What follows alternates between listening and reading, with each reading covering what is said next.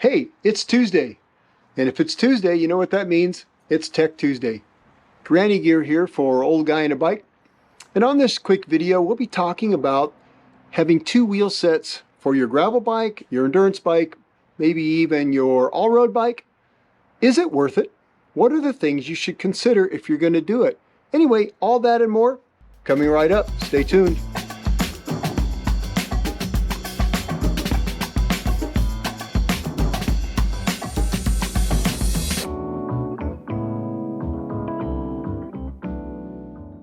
You know, more and more we're seeing bicycles come out that look like a road bike, but might be a gravel bike too, or at least that's what the manufacturer is saying.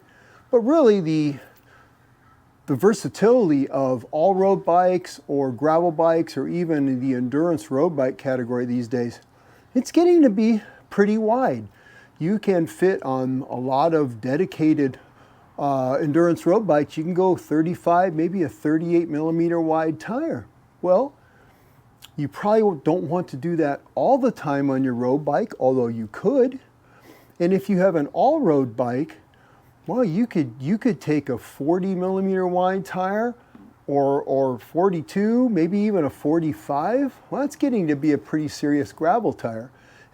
But you could also run a 700 by 28 or a 30 fast road tire. And that's kind of cool. And even on your gravel bike, you don't have to run a big tire. What if that's your only bike? What if your one bike is your gravel bike? Well, you certainly, at least around here, a 700 by 40 is, in other words, a 700C by 40 millimeter wide tire. That's about as small as I would want to use all the time for gravel in Southern California. But I don't necessarily want to drag that around on the road. So could I have a second set of wheels for my gravel bike? Of course I could. Maybe even a fast 32 would be pretty cool on a gravel bike. So here's some things to keep in mind. If you're going to set up a second set of wheels, if you can afford it, it is best to have their own brake rotors and their own cassettes on each set of wheels. And that just prevents you from taking things apart every time and swapping them over. It's really certainly a lot handier if you can just grab it off the shelf, put it on your bike and go. But yes, you can switch brake rotors over, and with center lock rotors, it's a lot easier than the old 6-bolt. That would have taken forever. And you can switch your cassette over, but sometimes it's kind of fiddly, you know, unstacking all those gears and whatnot, and the tools to do it and taking it apart. If you do that a couple times a week, you're really going to want to have a complete set of wheels. Gearing. Well, you can run the same cassette on both wheels, but it gives you an option, doesn't it? It lets you decide that, well, on my gravel bike gearing, I want lower gearing, and on my road bike, I don't really need such a big cassette. I can use a more compact cassette. Now, it has to have the same number of gears, so, you know, 10, 11, or 12 speed, whatever you're using, that has to match. And it is best probably if you stay within the same brand of cassette. In some cases, you have to match your chain to your cassette, to your chain ring. Some of the manufacturers, the way they're doing things now, if you don't get all that just right in the system, you'll have less than great results. So, but the cassette does not have to have the same number of teeth as long as you don't exceed the number of teeth on your cassette that your derailleur and your chain is set up to allow for, or otherwise things might go when you shift into the wrong gear.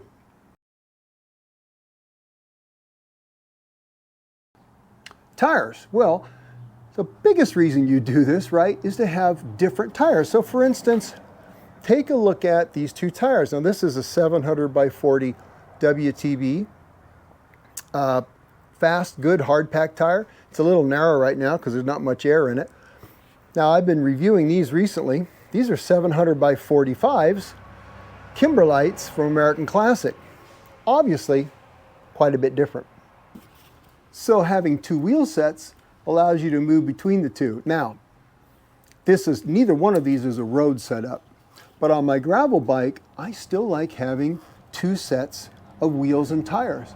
because some days are more pavement oriented, or they're faster dirt, or I'm climbing a lot, and some days they just get rough and slow and technical, and I want the bigger tire. So this gives me the option to swap it out very, very quickly, and I like that. A couple other things to consider. It's a good idea to use the same brand wheel, or at least the same hub, on both wheel sets. And the reason I say that is there is slight tolerances with any wheel set on where it places your brake rotor in relation to your bicycle. So in other words, there's a limitation within manufacturer specs everybody agrees on, that the rotor has to be within a certain range, or else it's, it's not going to work very well. Same thing with where it places the cassette. But a tiny variance on a brake rotor between a hub brand, that could make you crazy if you're shifting back and forth between wheels. What if it drags just slightly on one set of hubs and not on the other? So if you have the chance to use the same set of hubs, then that's not a bad idea. Now what I did for my two wheel sets for my gravel bike, these are both Hunt wheels, both of them. And they have the same hub. So the rear hub's the same. Well, that's not a rear hub. That's in the garage. But the rear hub's the same, front hub's the same. And that way, the rotor and the cassette are going to end up in the same place when I move it. I don't have to adjust anything. These are both their 4-season hubs. And that's worked out really well.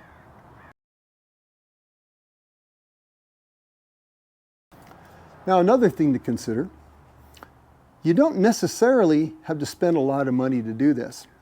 Let's say that it's a road bike and your main set of wheels is 28s or 30s on a nice carbon wheel.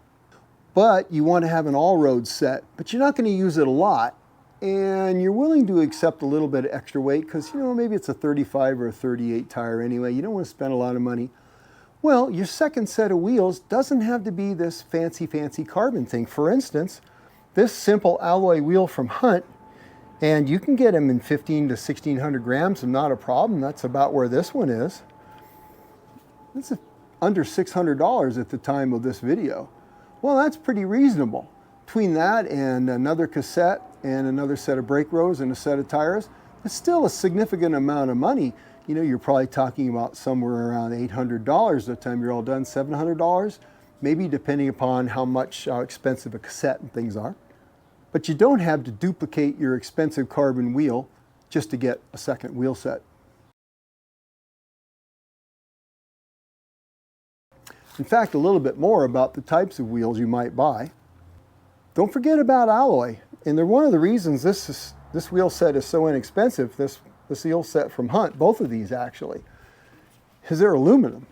And don't forget about aluminum. A good alloy wheel is really a pleasure. And actually, I've come to prefer it so far on a gravel bike because I just think they ride nicer.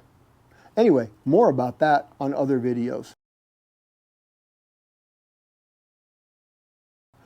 And as far as these Hunt wheels, these have been great. And I got a full video on these coming up because I've got a good full season on these. They've been actually super solid wheels. Anyway, that's it for this Tech Tuesday.